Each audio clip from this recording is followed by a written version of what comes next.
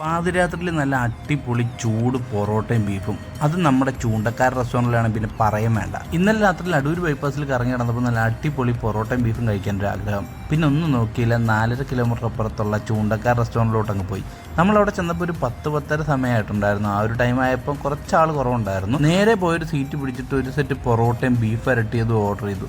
കൂടാതെ അവരുടെ signature item ആയിട്ടുള്ള പാൽക്കപ്പയും ചിക്കൻ വറുത്തരച്ചതും ഓർഡർ ചെയ്ത് കുറച്ച് കഴിഞ്ഞപ്പോൾ തന്നെ നമ്മുടെ പാൽക്കപ്പയും പൊറോട്ടയും എത്തി. കൂട്ടത്തിൽ നമ്മുടെ ബീഫ് വരട്ടിയതും ചിക്കൻ വറുത്തരച്ചതും. ഫുഡ് വന്നത് മാത്രം ഓർമ്മ ഉണ്ടായിരുന്നു. പിന്നെ അവിടെ ഒരു യുദ്ധമായിരുന്നു. നമ്മൾ ആദ്യം ട്രൈ ചെയ്ത് പൊറോട്ടയും ബീഫ് വറുത്തരച്ചതുമായിരുന്നു.